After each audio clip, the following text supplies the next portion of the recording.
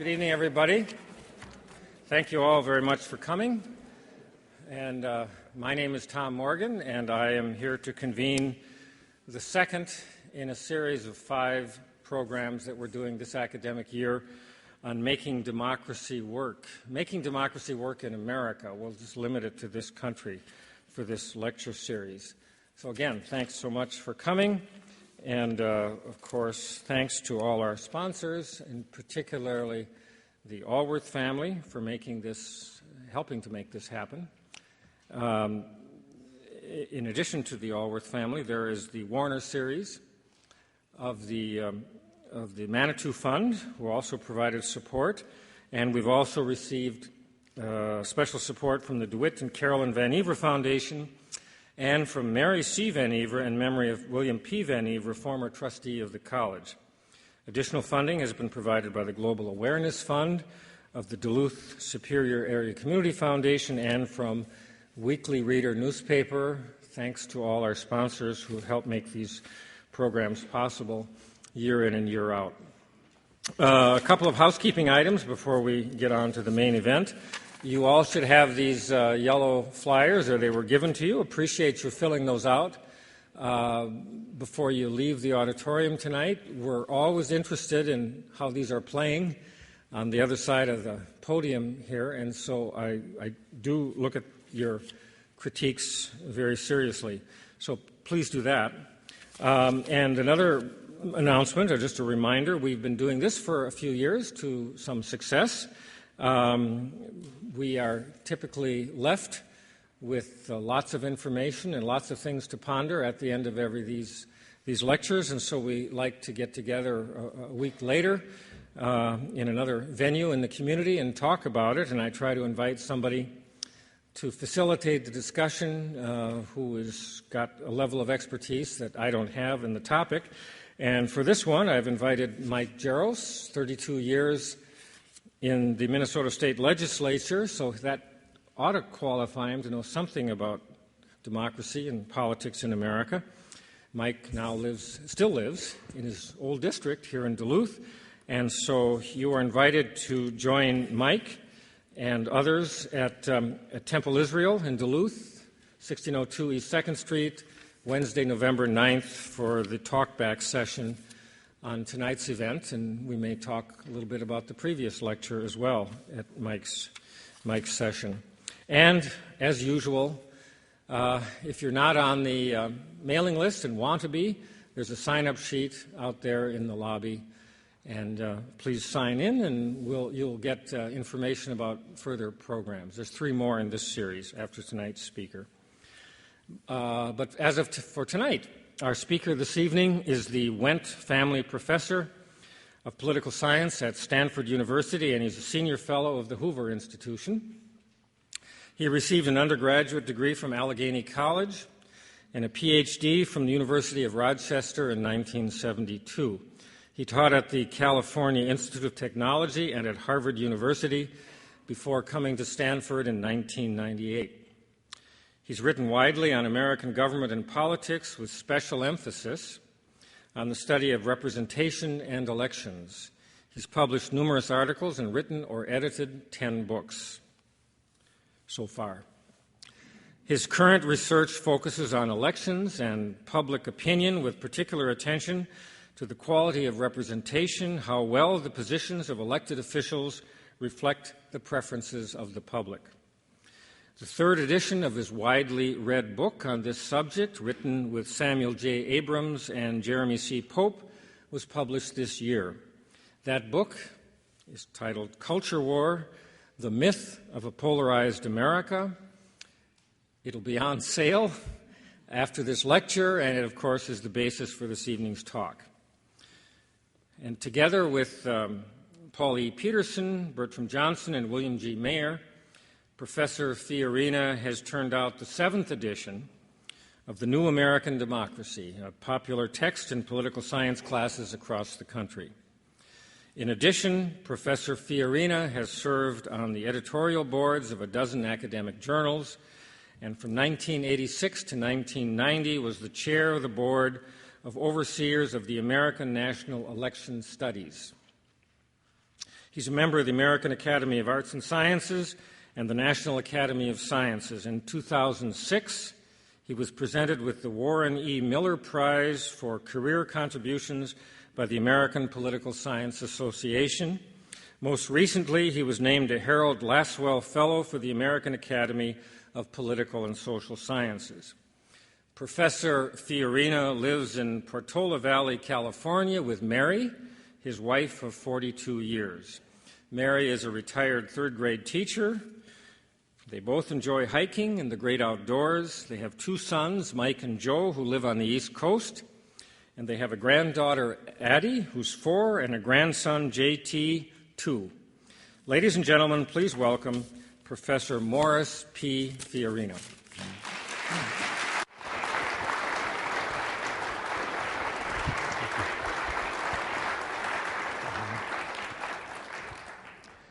Thank you, Dr. Morgan, and thank you all for coming out on a cold November night like this. Whenever I hear an introduction like that, I always think of Woody Allen's comment that 80% of success in life is just showing up. I've been showing up for 40 years. This is my 40th year as professor. That's my grandson and granddaughter, Tinkerbell and Peter Pan, on Monday of this week. But now to serious matters. It was almost a half century ago that I enrolled in my first political science course.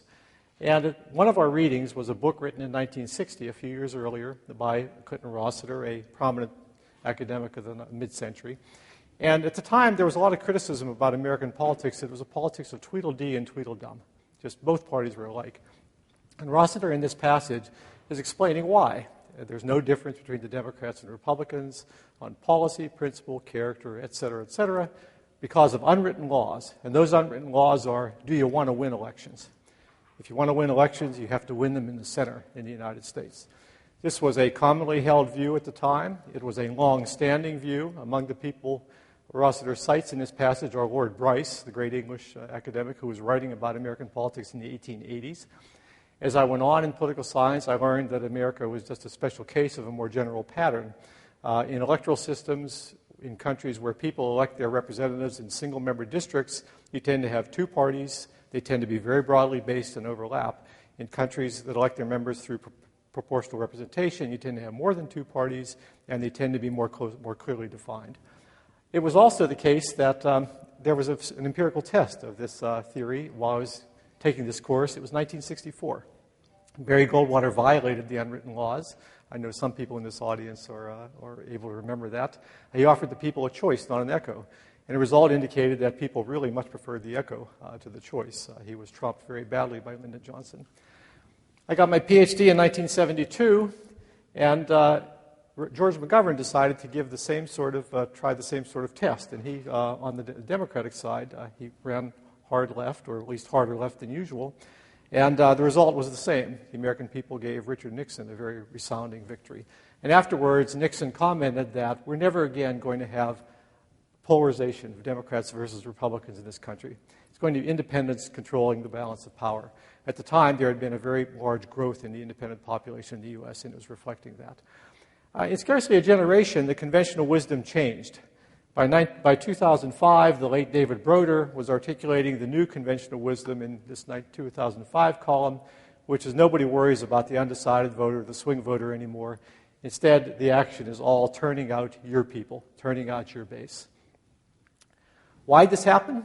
Well, a lot of people in politics said that it's our fault, that the politicians have no choice but to follow a population, an electorate that's changed.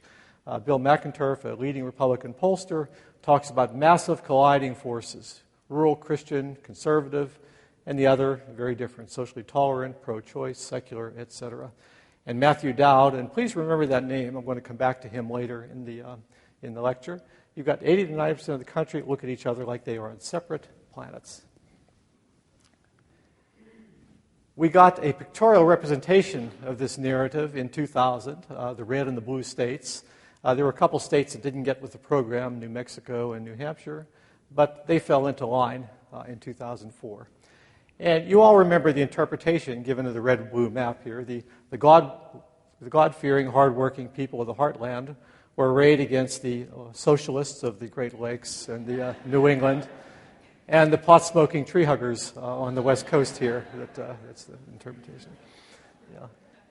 I think the narrative itself goes back, most people date it to 1992, when Pat Buchanan gave a fiery speech to the Republican National Convention in which he declared a culture war, a war for the soul of America, every bit as serious as the Cold War. And I think the narrative peaked in 2004. I think that was the peak. I think we're sort of on the other side of it now. Maureen Dowd wrote that the Karl Rove had unleashed the forces of darkness in the United States. And this is Gary Wills writing about, in the aftermath of 2004, zeal, rage, intolerance, fear, hatred. So if any of you Minnesotans happen to wander over into the Dakotas or down into Iowa, be really careful because there are Al-Qaeda types down there in those regions. You might have seen that on the internet.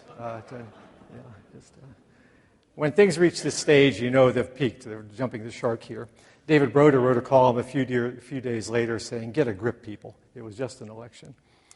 Now, there's no disagreement among political scientists that the political class in this country has polarized. Our public officials have polarized, campaign contributors, people who work in the interest groups, county chairs. There's all sorts of studies. The most detailed work is on Congress. This is political scientists do all sorts of statistical things. And these are maps of the House of Representatives during the first 2 years of Kennedy's administration before all this happened, and then during the last 2 years of Clinton's administration. And the bars outlined in blue are Democratic representatives, mostly on the left. Bars outlined in red are Republican representatives, tending toward the right. And besides the fact there are way more Republicans now than there were then, there's three features of this graph. First, both parties are more homogeneous. They're more homogeneously liberal for the Democrats, more homogeneously conservative for the Republicans. Second, their centers of gravity have moved toward their respective poles, Democrats to the left, Republicans to the right. And third, as a consequence of that, the overlap, the territory where you have both Democrats and Republicans, has virtually disappeared. There's no middle in Congress. Now, this is probably exaggerated. Frances Lee has a new book in which she points out that there are issues that divide the parties more than the ones we observe, chiefly social issues and defense, and the congressional leaders keep those off the agenda to as much as they can, so you don't have a chance to see parties splitting on these issues. Also, a certain amount of this, she studied this carefully, she says it's purely non-substantive. It's our team versus your team. And so it has no real substantive content. It's just people competing for the sake of competing. But there is no question that the political class is far more polarized today than it was a generation or 50 years ago. Why?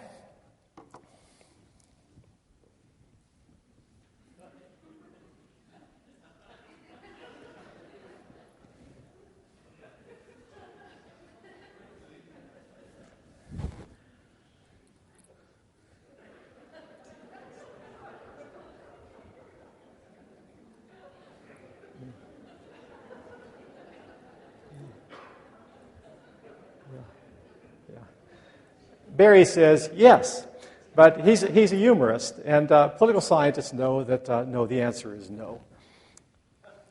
That normal people, and by that I include the vast majority of the American population, 80% or more, are uninformed, and it's understandable. You have two people working for a living, trying to get the kids off to school, taking care of all kinds of responsibilities. They can't afford to devote that much attention to politics.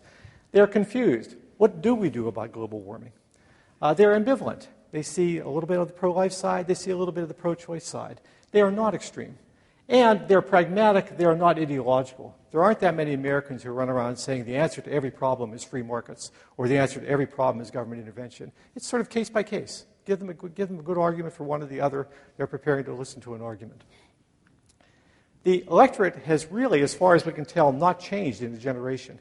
The General Social Survey, which is the sociologist database out of the University of Chicago, has asked the same question about ideology since the 74. Do you consider yourself a liberal, a conservative, or a middle-of-the-roader? And liberal is always on the bottom, somewhere in the 20s here. Conservative is the red line. It's in the mid-30s. Moderate is typically the highest, and it's sort of just around 40%. Again, just fluctuations depending on who's on top at the given time, but 30 years of data, 40 years of data, which is the same. Partisanship. Have we seen in a country that's divided entirely into Democrats and Republicans and no middle? Well, we see the decline of the New Deal democracy here with all the troubles of the 60s, But from that point forward, there's sort of a slight decline in Democrats. They're about 35% of the population. Republicans have never hit 30% since the Eisenhower era. The big growth is in independents, who are now the plurality. I understand that my colleague, Professor Abramowitz, said that independents aren't really independents, they're closet partisans. I disagree, and I'll talk a little bit about that later. Just to zoom in on this a little more, this is a bird's eye view, just the last couple years of partisanship. I recommend this to everybody interested in this subject. The Pollster.com, which is a website now owned by Huffington, but it is a purely nonpartisan type website, they gather up all the polls on a given subject. These are all the dots. And so there are different houses with different biases, there are different question wordings. Then you just plot the central tendency of the polls. As you can see, again, the movement in the last few years has been independents fleeing the parties. They're not really happy with what they're observing out there, especially in very recent months. Issues come and go.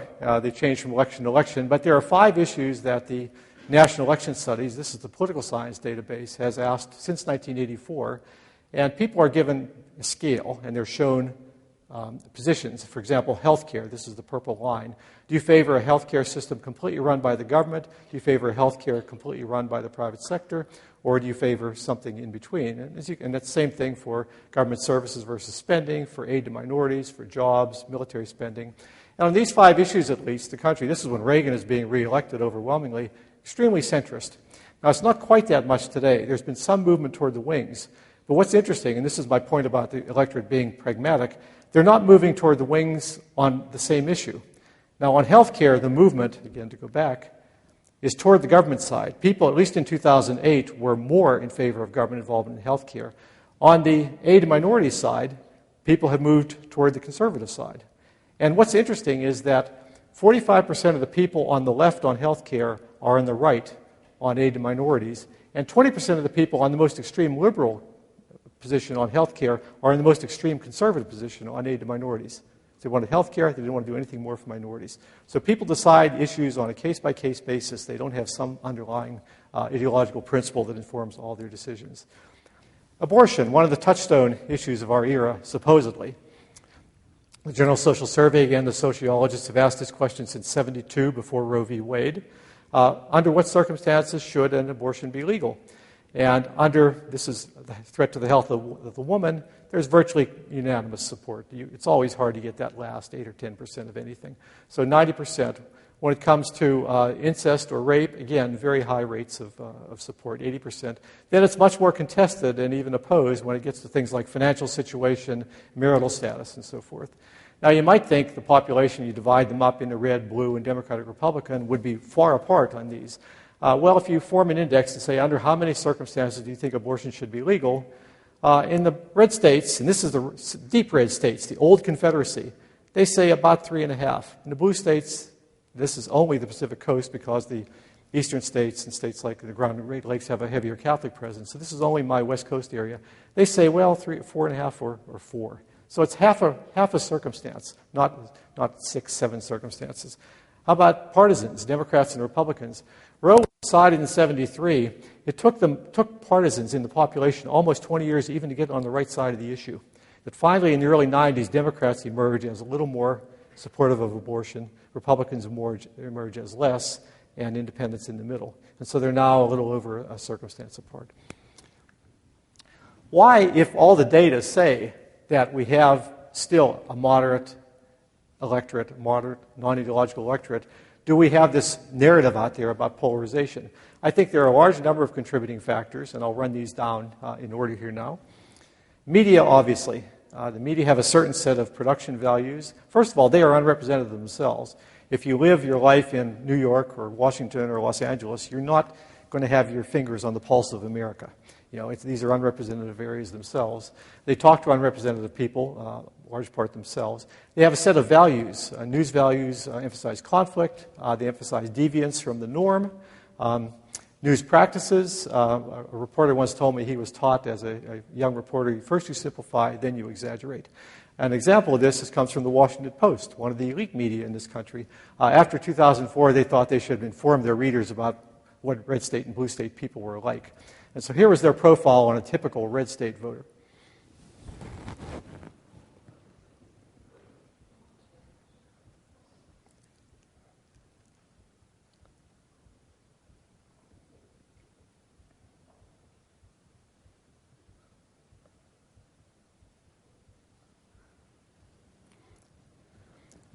So you go to Tom DeLay's district, the Hammer, the Republican leader.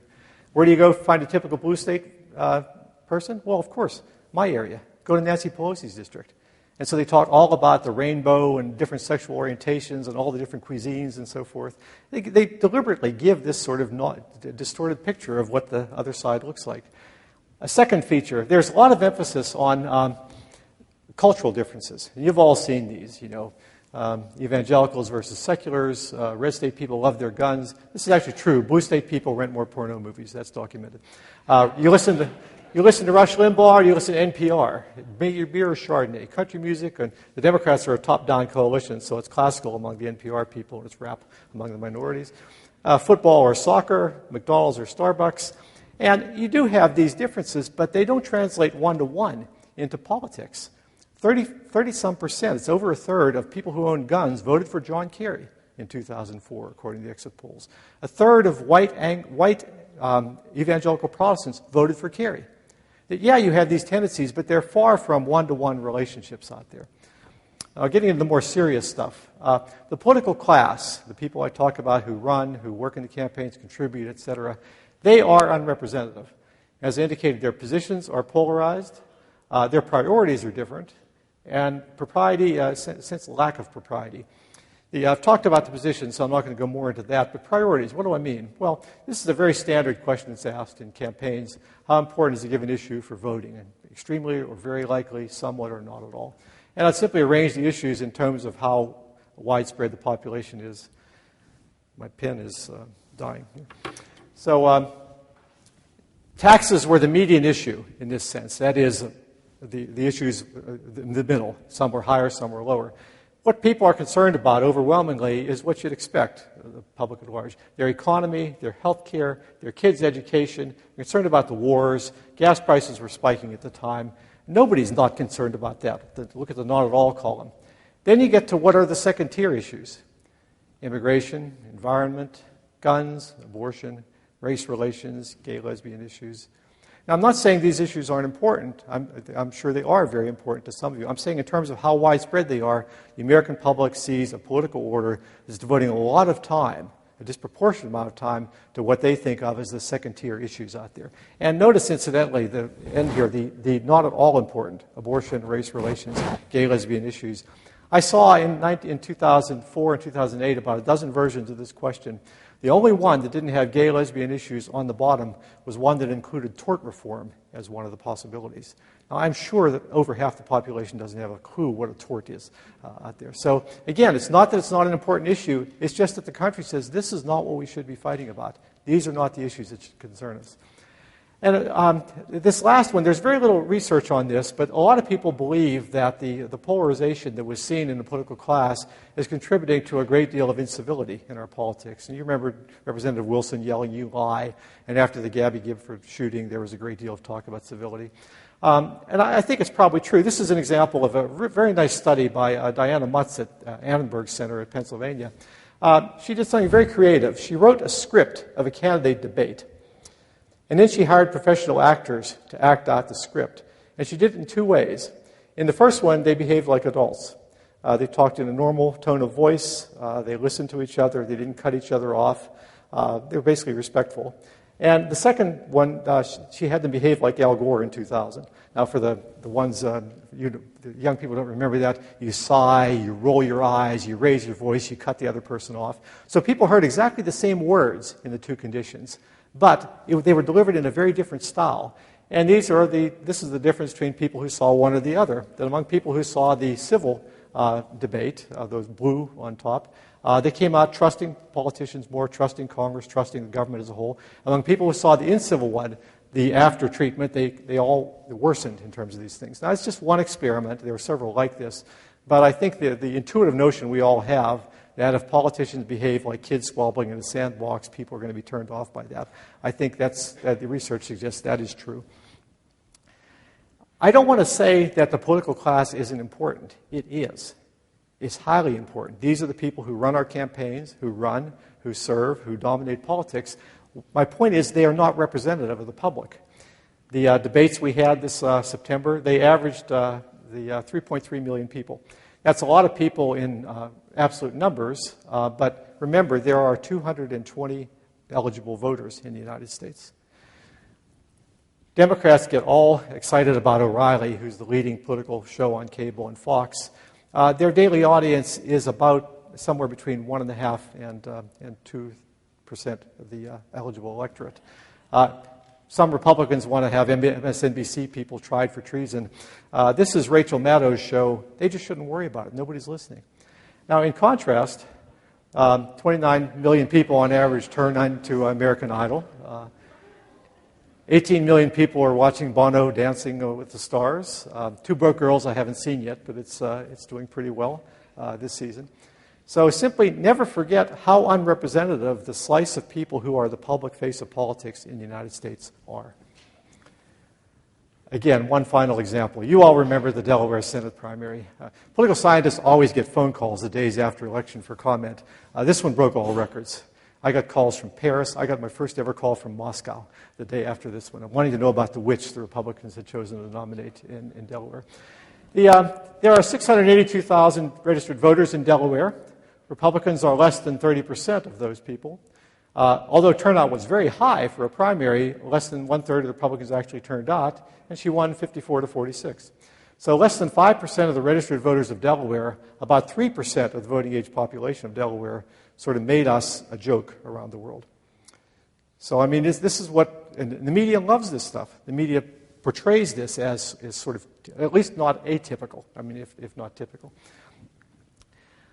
I was delighted to see in the last lecture that my colleague Alan Abramowitz has finally conceded there's a difference between party sorting and polarization. It's been about 5 years I've been trying to convince him of that.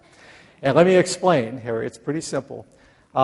Let's say there are 100 liberals, 100 conservatives, and 100 moderates. And there are 100 Democrats, 100 independents, and 100 Republicans. Things change. We still have 100 liberals, 100 moderates, and 100 conservatives. Still have the same number of Democrats, independents, and Republicans. But now, the Democratic Party has more of the liberals and fewer of the conservatives, and the opposite for the Republican Party. The parties have sorted out. And that, to an extent, has happened in the United States, and it's important. It means that Democrats everywhere around the country have basically the same kinds of constituency pressures, Republicans the same thing. And so it's made it harder now for politicians to break the mold and get to the middle.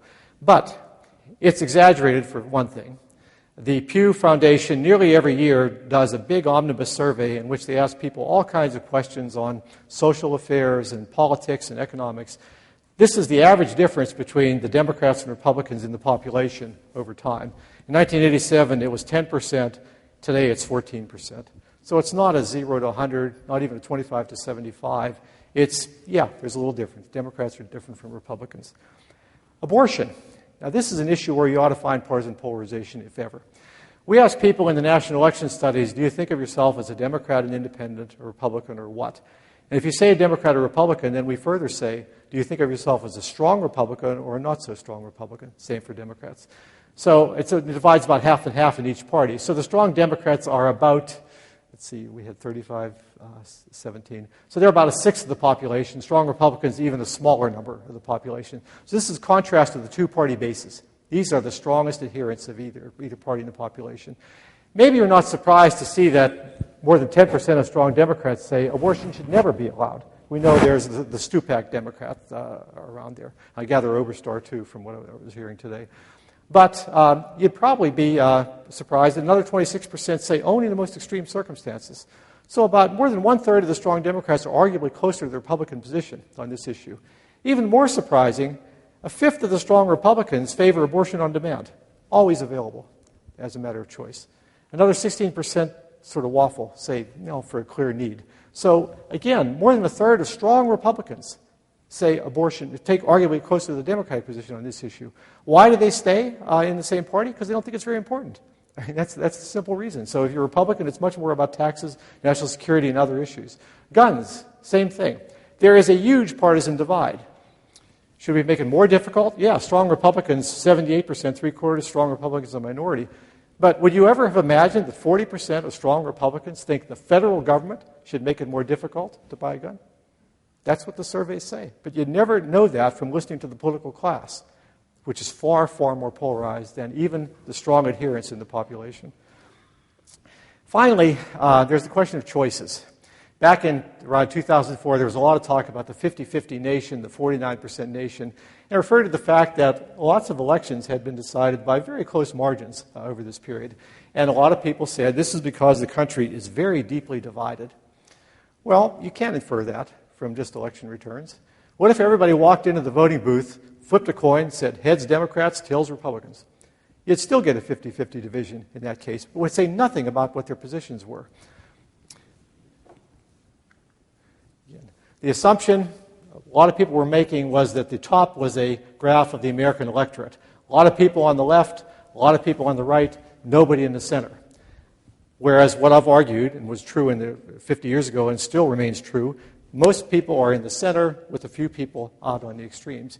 In each case, if the Democrat is here, the Republican is here, you get a 50-50 election, but it means something very different in the cases. The top case is polarized, the bottom case is not. It's just closely divided, but not deeply divided. And just to give a little more, people sometimes say to me, 90% of the Democrats in the last election voted for the Democratic candidate. 90% of the Republicans voted for the Republican candidate. Isn't that polarization? Well, yeah, it's polarization. It's polarization of their choices, not their positions. In this example, let's put Democrats on the left here, Republicans on the right, independents in the middle. And let's assume that at two times they're exactly the same. The voters don't change. But you have candidates changing. And so the first case, the old-time centrist strategy, you have a JFK-type candidate who runs to the right of his party. Some people thought JFK actually got to the right of Nixon on some issues. But he runs toward the center. Nixon, an avowed practitioner of centrist politics, runs toward the left of his party. Now then contrast that with the base strategy I've talked about. Al Gore says, I will work for you, or I will fight for you. And he goes back to the left. And George Bush, goes to the right and works on the base. Well, how do voters react to that? Well, when the Democrats like their candidate better, when he's closer to more of them in this case than in this case. The Republicans like their candidate better. But each party likes the other candidates worse. Every single member of the other party is now farther away from the other candidate. So they polarize in their choices. Democrats don't cross over and vote for Republicans. Republicans don't cross over and vote for Democrats. Independents don't like either one as much. They're farther from both of them in the bottom case. So they quit voting to some extent. And that, in a nutshell, is what's happened in the United States in the last generation. That the electorate is somewhat hollowed out. That independents became less likely to vote between 1960 and the late 1990s. The partisans kept their voting up. So you can have polarized choices that are purely a reflection of the candidates moving around, not anything the voters are doing. Religion. Here's another example of hysteria after the 2004 election. Simon Chaumet is a Columbia University humanities professor.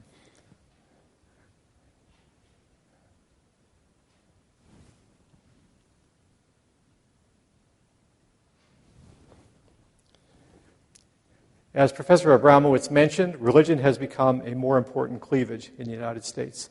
It's not denominational. It's not Catholic, Protestant, Jew. It's observance. Do you go to church a lot or don't you? And as we sort of know, people who go to church a lot are much more likely to vote Republican. What people often don't realize, though, is that this was not a gradual change. In this graph, what I've done is said how different from the national average are people who go to church every week. And how different are the national average from people, this is voting in the elections, from people who don't go to church at all. The other way around, excuse me. This is don't go to church except for the occasional wedding or a funeral. This is go to every week. As you can see, for a long time, the unobservant were basically just almost at the national average, 2 points, 3 points different from the national average. The people who go to church a lot, from 72 to 88, were somewhat different, more different, reflecting, I think, the Republican alliance with the religious right. But then between 88 and 92, it explodes, this religious difference. Just explodes. Now, I suppose it's possible that tens of millions of Americans decided between 88 and 92 that God was a Republican, and then changed their votes accordingly. That's what you have to argue if you're thinking the voters are driving this. To me, there's a much more plausible hypothesis, which is Jimmy Carter is a born-again Christian Sunday school teacher. Walter Mondale is, as I recall, the son of a Methodist minister. Mike Dukakis is a straight-laced Greek Orthodox boy. Why would religion and church-going have anything to do with voting in the case of candidates like that? But then comes Bill Clinton. He smokes pot. He's caused pain in his marriage. He has gay friends. suddenly, it becomes relevant. And things just explode at that point. So again, my argument would be that the candidates who have been nominated by the parties and then the interest groups who followed them into the party coalitions are what is driving the religious divide, not religious people themselves. Now, as I said several times, the 2004 election, I think, marked the height of the narrative. 2006, we saw a different tune. 2006, the Republicans lost Congress. The columns after the election had things like the revenge of the center, the moderate strike back, and so forth. This was the first of the big swings by independents we've seen in recent years. In the aftermath of that, they abandoned the base strategy. Ken Mehlman, the Republican National Chair, leaving office, said we have to win back the confidence we lost in 2006. Matthew Dowd, remember him? 80 to 90% were on separate planets. Well, now he's all kumbaya. We should design campaigns that appeal not to 51%, but bring the country together. And then Newt, of course, weighed in with his usual colorful comment. If they had looked at the data in 2004, other than the presidential election, they would have known this. This is a map I put together after 2004, which doesn't use the presidential vote to color the states. It colors a state based on whether the one party controls all three institutions, the governorship and both houses of the legislature. Nebraska's yellow. They're weird, as you know. And so what do we see then? We don't see that much blue. We don't see that much red. We see a whole lot of purple. We see purple in the Rocky Mountain states that were solid red in the presidential election. We see blue, or we see purple in states like California and Massachusetts that are solid blue in the presidential elections. If you give people a choice, you give them the right Democrat, they'll vote for him. You give them the right Republican, they'll vote for him. Their feet aren't locked in concrete. They react to the choices they are offered. That's all they can do. One argument I've heard recently is that all this may have been true at one time, but it's changed recently. Very recently. Bill McInturff, the Republican pollster, again, extraordinary election. Notice this. Level of interest was beyond anything ever measured. My colleague Alan Abramowitz weighs in similarly. Every available indicator of interest and involvement indicates that the level of engagement in 2008 was even greater than it was in 2004. Well, the national election studies have been asking for 50 years a question on your interest in the campaign. Very interested, somewhat interested, not at all interested. And as you can see, in 2008, interest was off the charts, as these guys said. Actually, as Jon Stewart would say, that's fake data. This is the real data. They claimed it's that. That's the data. People were actually a little less interested in 2008 than they were in 2004. I always tell my students, you have to be careful about blanket statements. You really have to be careful about them when they're wrong. Yeah. So about, the media were clearly excited, and Democrats were clearly excited, as Republicans had been clearly excited in 2004. But basically, this interest is well within historical bounds. How about other measures of involvement? I gave money. We read a whole lot about the money-raising capacity of the Obama campaign, especially on the Internet. Well, it appears that either people gave more or they gave more often because about the same number of people gave in 2008 as in 2004. Alan's probably right. You can probably get about a half a point increase in 2008 over 2004. How about that you attend a political meeting? Well, again, it's probably up about 1% over the previous election. About 8 or 9% now attended a political meeting. How about if you worked for a party or candidate? It's up maybe a little bit, a point or so over 2004. 2008 didn't mark the emergence of a highly involved, it's basically a highly involved electorate. It basically was very much within the historical trends of the data. I did think, by the way, Alan also comments, and he's correct on this, turnout did go up. The turnout is the one measure of involvement that has gone up in recent elections. The turnout hit bottom in 96, and it was actually a touch below 50%, and then it's gone up to about 60. But Alan has systematically and consistently refused to acknowledge that there's a better explanation, which political scientists have pointed to, and it's the parties got back to a ground game. That 1996 was sort of the nadir of the old technology-driven politics, that Karl Rove started a real ground game in 2000 to turn out the Republican base. They really ramped it up in 2004. The Democrats followed suit. They both now have big ground games going. They did in 2008. And the studies that have been done suggest that at least two-thirds of the increase in turnout is attributed simply to the fact that parties contacted people, campaigns got them out. So it wasn't the electorate just simply on its own motivation getting out. It was the fact that they were being pushed by people out there. I did think, despite the lack of evidence of change that I just pointed out, that there was a lot of change in the air in 2008. I was very hopeful that we were going to break through the kind of stalemate we've been in. If you looked at the Republicans, they couldn't find a candidate. Giuliani was, the national security conservatives loved him. The social conservatives didn't want him. Huckabee, the social conservatives liked, but the economic conservatives were suspicious. Romney was a flip-flopper. Paul had his 10%, but his positions were anathema on defense and foreign policy to many people in the Republican coalition. Nobody wanted McCain, but he got the nomination anyway. There was all sorts of talk about third parties. The pro-lifers threatened to have a third party if Giuliani were nominated. Bloomberg flirted with Unity 08, a third-party internet group. Ron Paul people thought he might run. There was a lot of talk about independents again, crossover voters again, and of course Obama-mania. And so there were indications that electoral change was in the air. And it was. That is a good victory for a party that is replacing another party. It doesn't look like a landslide, but that is, historically speaking, a solid victory. And more importantly, he really, tore up the map. He flipped 9 states, including 3 different regions, 3 in the Rocky Mountains, Southwest, 3 in the South, and 3 in the Midwest. So it wasn't just a regional elections. So I think there was a lot of, Is it just an echo? In the aftermath of the election, James Carville wrote a book with this title. Amazon will give you a really good discount on this book now if you want it. And things went south in a hurry. In 2010, we had the great shellacking. The Democrats lost 63 seats in the House. This is the biggest midterm loss since 1938, the recession in the Great Depression. Lost seats all over the place. And a lot of it is the economy. And this looks like a complicated graph. It isn't, but it's a good graph. It's a graph of the recessions that the United States has experienced since World War II.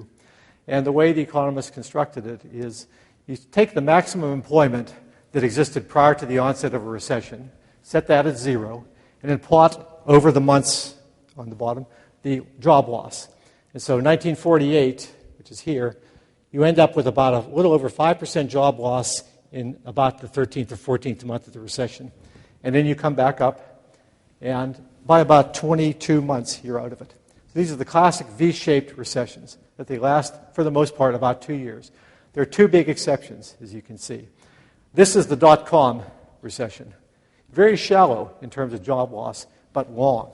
It took 4 years to get back to the pre-dot-com recession. This is the one we're in now.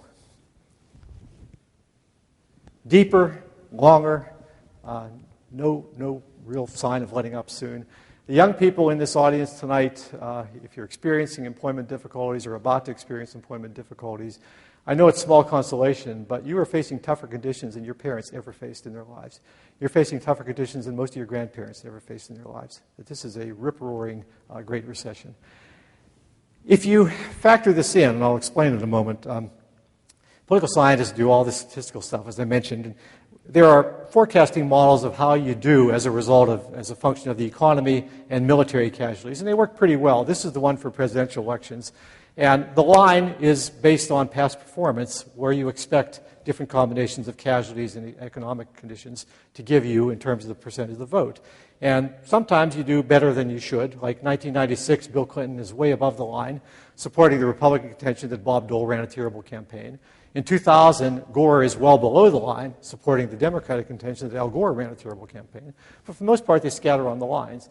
Now, to apply this to Congress, you've got to add a third variable, which is exposure. The more seats you have, the more you have to lose. If you're pushed back to your strongholds, you don't lose as much. That model predicted that the Democrats should have lost about 40 to 42 seats in the last election. The Republicans needed 39 to win, so it would have been right on the margin of keeping control of the House. Why did they lose 50% more?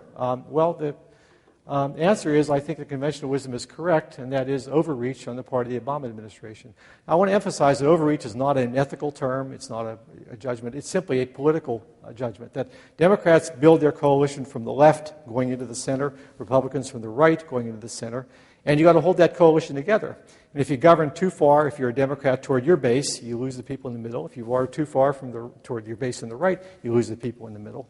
And politicians just do it all the time. Lyndon Johnson has a smashing landslide victory. In 1966, the Democrats take a beating in Congress. In 1968, Richard Nixon is elected. Jimmy Carter is a conservative Southern Democrat, a respectable alternative to George Wallace in 1976. He listens to the Democrats in Congress, proposes all sorts of programs. He elects Ronald Reagan in 1980. Bill Clinton finally pulls the Democrats back to the center in 1992. Again, listens to the Democrats in Congress, and in 1994, he gives the Republicans Congress for the first time in 40 years. Gingrich thinks he has a mandate to reform entitlements, cut entitlements. He re-elects Clinton in a landslide 2 years later. Bush, we saw that, 2004, on the basis of a fairly slim re-election victory. He says he has a mandate to privatize Social Security, at least in part, and to spread a freedom agenda around the world. Well, we saw what happened in 2006 and 2008. Barack Obama, I think we're seeing some of the same dynamic here, although it hasn't fully played out yet. That when Obama took office, the country was incredibly in the doldrums. These are historic. This is the classic right track, wrong track. You have 85% of the country practically thinking we're on the wrong track. You know, very tiny proportion saying right. In the first few months, there's an enormous rise in optimism. Think things are going okay. It basically ends in the summer. By summer, people are beginning to lose faith and lose confidence again. Obama's job approval follows the same track. He's underwater basically by the summer of 2010, a few months before the election. And things have just continued to be very much touch and go since then. And a large part of it, we think, is just that Obama was all things to all people in the campaign. He was kind of like a Rorschach. You could project on him what you wanted to. And at the time he's elected, Gallup quit asking this question. I really don't know why they did. But in November 2008, they asked people, do you think his policies are going to be liberal, moderate? Liberal is the blue, moderate is the purple, or conservative is the red. And why 8 or 9% of the people thought he was going to be conservative, I don't know. Maybe this is MoveOn.org people who think he really is a conservative relative to them, or maybe it's just clueless people. But you can see that the people thinking it's going to be moderate or liberal are really close together here. But then over the course of less than a year, a 20-point gap opens up as a lot of people, especially independents, think, I didn't vote for this, and they begin to fall away. Again, to look at Dave Barry, it's not just a question of what he proposed, it's a question or of the extremity of what he proposed, but what the priorities were.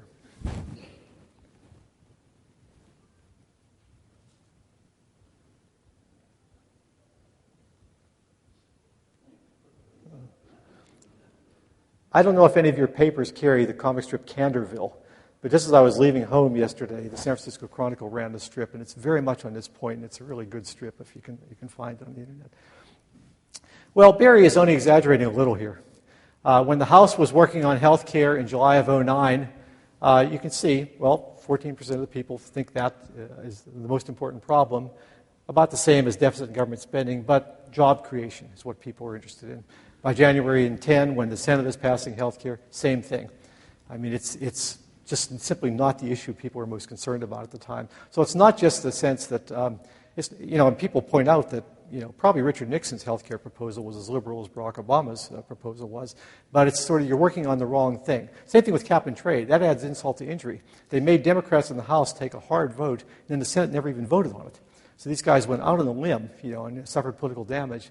And if you look at the Democratic losses, health care simply was never popular. Health care, again, these are all the averages of all these different polls, a lot of noise in there, has always been something under 50%. And as you can see, as soon as people learned about it, they became opposed to it. The Democratic casualties, they lost 49 incumbents, a really large number, 14 open seats. The people who came in with Obama in 2008 were almost obliterated. Only 3 out of 24 of them survived. 10 of 21 of the class of 2006. And particularly the McCain districts, the districts that were won by John McCain in 2004, these people, that was the locus of the losses. 3/4 of the Democrats in those districts lost, including 3/4 of the incumbents in those districts. And you look at the votes. If they bucked the party and voted no on both health care and cap and trade, they were likely to survive, just barely. If they voted yes on either one, they were pretty much dead. If they voted yes on both, they were dead, definitely. And I won't go into the details, but we did, again, a statistical analysis. And essentially, if you were in a district that voted less than 50% for Obama, voting on health care, yes or no, was the difference between winning and losing. And so I think simply the agenda the administration followed was contributed over and above the losses due to the economy. This election, 2008 election, was never about a mandate to do anything in particular. It was about getting rid of George Bush. That all elections, American people don't give mandates. The American people give probation. They say, we're sick of what's going on. You take a chance at it now, and we'll judge you later. And, you can look through, if you're in business, and this is your revenue chart or your sales chart, you've got a real problem. And this was a Republican problem in 2006, 2008. And notice, Sarah Palin, the meltdown, you have it, they're just little tiny blips. This is just a big downward trend.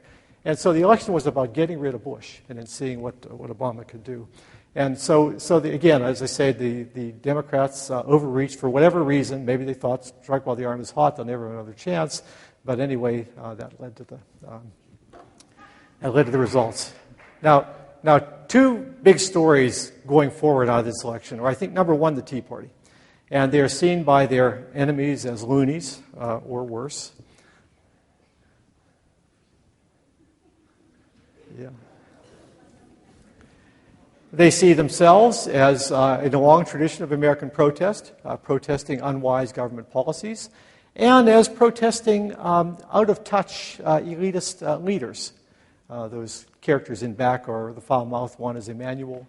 The other one talking about their guns and their Bibles is Axelrod. So it depends on your perspective. We have very little data on this. I hate to talk about things where I don't have good data. We have all sorts of impressionistic accounts. We have lots of commentary on one side or the other. The facts, it's even, what do you mean by who's in the Tea Party? A lot of polls ask about sympathizers, and originally there were something like typically in the mid to high 30s. That's dropped down some. It's in high 20s to low 30s. But people who say I'm a sympathizer of the Tea Party. At first, there was some sense that this was like a Ross Perot type movement. No, it's not. These are preponderantly Republicans. Perot really drew from across the spectrum. So this is an internal insurgency in the Republican Party. The emphasis has been on deficits and debt and the size of government. And there's been a concerted effort to keep it off social issues, not always successfully. A lot of Democrats immediately jumped to the conclusion this is about race. This is racism. I think that's a big mistake, politically speaking, tactically.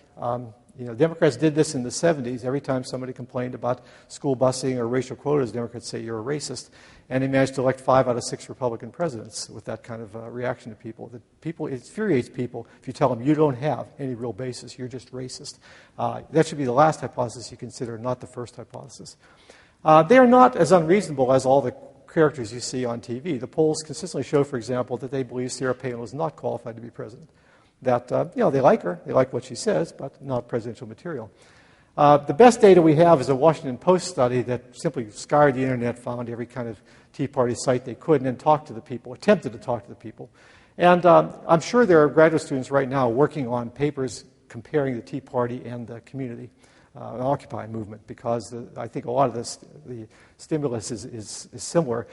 They are unaffiliated, mostly. There are relatively few that are connected with FreedomWorks, Dick Armey's group, or with Tea Party Express, the group that backed O'Donnell and some of the other candidates like that. They don't have any real desire to, they want to stay independent. They want to stay sort of not become part of a larger organization. They have the same kind of decentralizing perspective that the Occupy people do. What we know from historically speaking is these kind of organizations don't last in that case. And unless you institutionalize yourself and spin off formal organizations, you basically don't last. You come and go. So what's going to happen, I really don't know with them. The second big story is independence, which I mentioned earlier. Notice that independence, earlier I showed the Obama job approval for everyone. And that Obama had lost. He'd gone underwater in the summer of 2010. For independence, he went underwater in the summer of 2009. Independents bailed very quickly, and independents have stayed negative on Obama all along. Now, as I said, Professor Abramowitz says independents aren't really independent. They're just closet partisans. And the evidence for that is that, well I'll get back. I mentioned we ask people, are you a Democrat, an independent, or a Republican? And if they say Democrat or Republican, we say, are you a strong Democrat or a not-so-strong Democrat, Republican? If they're an independent, we say, well, do you think you're closer to the Democratic Party or the Republican Party? And what Professor Abramowitz says is those who say they're closer to the Democratic Party vote heavily Democratic. And those who say they're closer to the Republican Party vote heavily Republican. So they're not really independents, they're partisans. Well, Professor Phil Shively at the University of Minnesota had a rebuttal of that argument in 1980, which he said, well, when we ask somebody, are you closer to the Democrats or Republicans, they think to themselves, well, I'm closer to Obama, so I guess I must be closer to the Democrats. And or I'm going to vote for Obama, so I must be closer to the Democrats. So the causality is going the other way. They're not partisans. They're telling you how they lean based on how they're going to vote. Certainly, I don't think, I'm working on a paper on this right now to try to settle this question, but just look at some of the fluctuations in independent voting. How can you say they're partisans? At a time when partisans are pretty constant, 90% for their own party, independents, as you can see, went massively for Reagan and Bush in the Reagan era. Then it went down toward the Democrats when Bill Clinton was being elected. More recently, it was going against Bush. Then below the line is Democratic. So they're going for Obama there. It's even clearer when you look at the House elections. Big fluctuations and getting bigger. I mean, you can see here where they vote for the Republicans there, and the Republicans take control, maintain control closely through these elections. Then they absolutely hammer the Republicans in 2006. Then they turn around in 2010 and just wipe out the Democrats. So, I mean, that's what's driving political change right now. It's this 35 to 40% of the population, or the electorate, that says, I'm not in either party. So far from being polarized, they're not willing to sign on to either party. And unless you can sort of do at least 50-50 with that group, you don't have much chance to win. Most important problem heading into the current situation, it continues to be, these were the first two columns are the figures I showed you earlier. Now jobs and economic growth is even a more important problem. So barring some foreign intervention or some miraculous economic recovery, that's going to be the issue driving this election. The model I showed you earlier that talks about how people do given these historical conditions, that model is saying with today's economy and the current low level of casualties, Obama gets 46% of the vote. Now, it's a long way from the election. As I mentioned to several people today, this time 4 years ago, Rudy Giuliani and Fred Thompson were the Republican nominees, and Hillary Clinton was the Democratic nominee. So we're a year away. So we're along, lots could happen. But what it is saying is it's an uphill fight right now for the Democrats. That Obama has got to hope the Republicans either find it. I mean, it's actually, given the field, it's not hard to find a bad nominee at the moment, but that's an editorial. But they've got to hope that there's some breakdown in the Republican nomination process, some miraculous recovery, or simply the fact that I think that divided government may be what people want. That the odds of the Democrats taking the House are very low. The Democrats are defending so many seats in the Senate, I believe it's 22 out of 33, that the Republicans have a good shot at taking the Senate. And so if in a year from now, the argument is that the Democrats are going to lose control, have control of neither chamber of Congress, then Obama can say, I'm all that's standing between you and the barbarians, that the Tea Party takes over the government if you don't reelect me. And that may end up being one of his strong advantages he has going into the election. I'm going to end on a historical note. This era that we've been living through reminds me a lot of an era the historians call the era of no decision. Now, most of you probably won't remember it, and the reason is there were no Abraham Lincolns, no even Teddy Roosevelts during this era. This was the era of Arthur and Harrison, and I think probably Grover Cleveland deserves a little love, but they don't give him much either. But what happened in this era was there simply was no stable national majority. As you can see, the Republicans are winning the presidency more often than not, although with these two asterisks, they are winning in the Electoral College even though they lost the popular vote. The Democrats are carrying the House more often than not. Republicans have sort of figured out a way to carry the Senate mostly, but you have very few times when a president has a majority of his own party in Congress. And the country simply limps along for 30 years. Now, the historical similarities are these. We live, as everyone knows, in an era of globalization. Same thing was happening then. British finance, they built our railroads several times over. They were financing things all around the world. We live in an era of economic transformation from the industrial age to the post-industrial age. This was the era of moving from an agricultural age to an industrial economy. Major population movements, and then it was the farm to the city. Now it's the Northeast and the Great Lakes to the Sun Belt, the Southwest. Mass immigration, same thing. And rising economic inequality in both periods. Big problems, hard to solve. They cross-cut a lot of alignments, and the political system just wasn't able to solve them for a long time or simply grow beyond them in any way. Now, it wasn't really as serious because when you think about foreign affairs, the British Empire was still out there, so they took care of the foreign side. No nuclear weapons, no anything you had to worry about. One of the big economic problems we faced was deflation, not inflation. We didn't have to worry. We had to worry about disposing of the surplus. Believe it or not, they had to worry about how do you get rid of the money the federal government is taking in through tariffs and other ways, not deficits. So in many ways, I think the problems today are more serious. And I'm going to head off questions right now by saying I don't know what to do about this. People always ask, what do you do? I don't know. I just don't know. I mean, I've been a professor for 40 years. I'm an optimist by nature. I have had great faith in the American public to muddle through, to sort of choose the right path. But I confess I've never felt as concerned about the future as I do right now. And yet I console myself with the comment that, or the old saying that people say the darkest night is just before the dawn. And I hope that somewhere out there there's a new generation of leaders, there's a new party, there's something that can really scramble things up and get us out of this fix. So thank you for listening.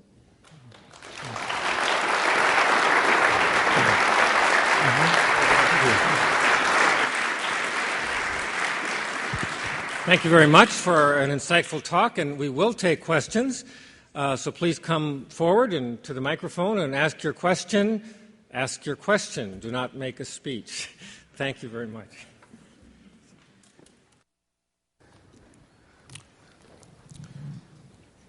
You had to come up for air sometime. Thank you for the talk, Dr. Fiorina. There's a famous saying about democracy is the worst form of government except for all the others. And if we're giving you more fear for the future than you've ever felt before, even though you don't think we're more polarized, what is your thoughts on the influence of Occupy Wall Street, if at all, to influence the future and increase or reduce the polarization? Boy, this is a hot one. I think here, again, I mentioned earlier, I think the Occupy movement and the Tea Party have some of the same fundamental frustrations. It's this frustration that basically the people who got us into this fix, who really screwed us, got away unscathed. And it's ordinary people who are paying all the penalties for what they did. And I'm as you know, part of my appointment's in the Hoover Institution, which has a lot of free market types, and I'm continually saying the problem with Republicans is they don't understand the difference between free markets and crony capitalism. And what's particularly frustrating to me is the Obama administration failed. If the Democrats can't be relied on to fix this, then what hope do we have? I mean, if I imagine a parallel universe, Democrats lost 63 seats. Imagine a parallel universe in which the Obama in that universe comes on and says, we're going to have to adopt a set of policies that we all hate. We're going to have to bail out the banks and the Wall Street firms. But before we do that, we're going to make the people who did this to us pay. And the cameras shift to a big auditorium somewhere, and it's full of gallows. And a whole bunch of guys in suits and handcuffs be let in. And they have signs on their chest, Goldman Sachs, Lehman Brothers, AIG, UAW. And the last guy has one that says Tim Geithner. And at a certain signal, Obama gives a signal, and you hang them all. I don't think that they lost 63 seats in that universe. The fact is, nobody paid who was actually responsible for it. And I can understand the Republicans being allied with Wall Street, but the problem we have now is, frankly, is the Democrats are relying on Wall Street, too. Money is so important in the campaigns that Democrats can't afford to alienate Wall Street. And so we didn't fix the too big to fail problem. We didn't do enough on derivatives. I'm sure there are probably some people in this room who disagree violently with me, but I just think there is a role for government in a free market to set some rules that people can't just violate with impunity. And the amount of conflict of interest that went along in this whole situation, and nobody paid for it, nobody went to jail, that just is, I think, one of the things driving the American public's frustration, which comes out in various ways, whether it's Tea Party, Occupy, whatever.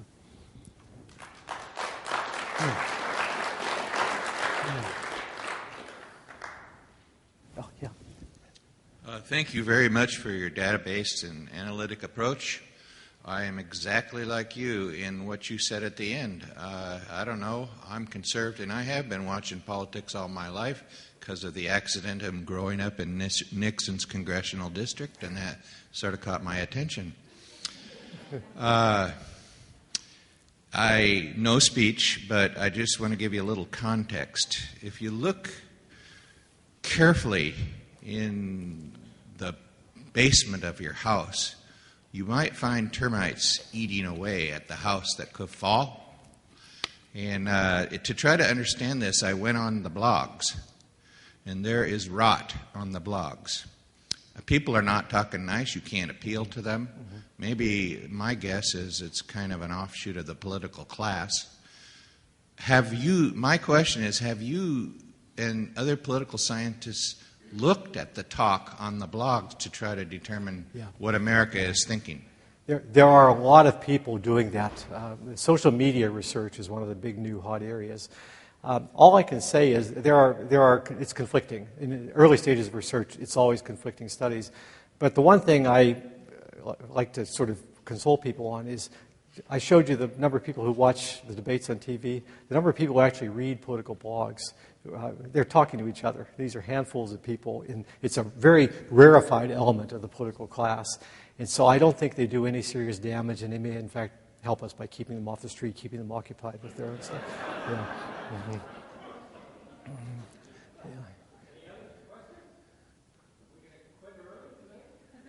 Mm-hmm. It's a downer, huh? Yeah. One thing, let me make one more point. Political scientists love to talk about institutions, but it is interesting that all around the world now, democracies with very different institutions are failing. It's not just us. I mean, sort of party systems that have strong executives and weak parliaments, everybody's failing. And I think it points to the fact that inflicting pain, costs on people is really tough. And we're in an era where for a long generation, governments were able to give nothing but benefits, basically. We had the big baby boomer generation working out there, generating revenue. And now, between that and the demographics, declining birth rates, we're in a much tougher era. And I think it doesn't matter the institutional arrangements you have. Every democratic government is having problems with them. Okay. You brought up a parallel universe and what would happen if Obama hung the Goldman Sachs people. Let's have a parallel universe where you're the president, your party controls both houses. What changes would you make to the structure of American politics and society as it stands today? I would make a few changes, but without much hope they'd really change anything. That, for example, people, when they talk about polarization, they always say it's redistricting. There's a whole lot of political science research which shows that redistricting has almost nothing to do with it. That if you think about it, the Senate is just as polarized as the House, and state boundaries never change. That it's something deeper. And I think primaries are part of the problem there, especially closed primaries. But even if we made them all blanket primaries or open primaries, like we have recently in California, you still can't make people come out. As long as only the 7 or 8% hardcore are turning out in primaries, you're going to have the same result. So it's a good thing to do, but it wouldn't have much impact. I think redistricting reform, I do just because it's good enough in and of itself. You shouldn't allow politicians to choose their own voters. So I can think of little things to do on the margins, but the answer is not really institutional reform. I think the answer may come out of social change that we can't anticipate. And that's what I meant later in the talk when I said there could be just something brewing out there. Think of how the Internet itself and Twitter and all this stuff, Twitter, I guess, whatever. I'm really out of touch, kids, I know. Have changed things. And I think basically the old leadership is having trouble adjusting to these things. Also, that's another point worth mentioning. The leadership is old. In this, not the Culture War book, but the book after that, I just drew tables of how old the civil rights leadership, the feminist leadership, the movement conservative leadership, just one after another.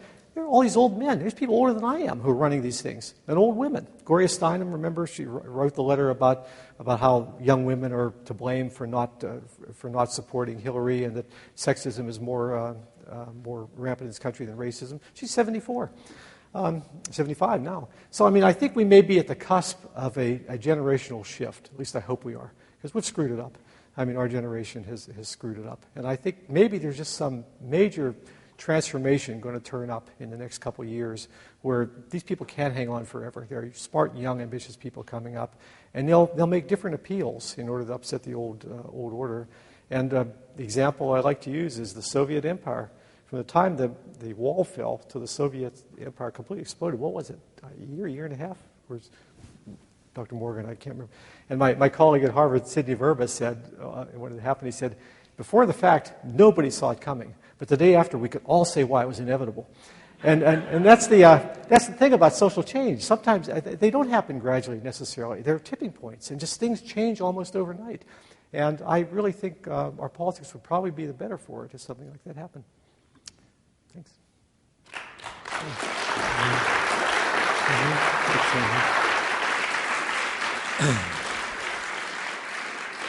Thanks again for all of you for coming, and we do have a reception in the lobby and a few books to sign and sell if you're interested in more of this sort of thing. Thanks all for coming.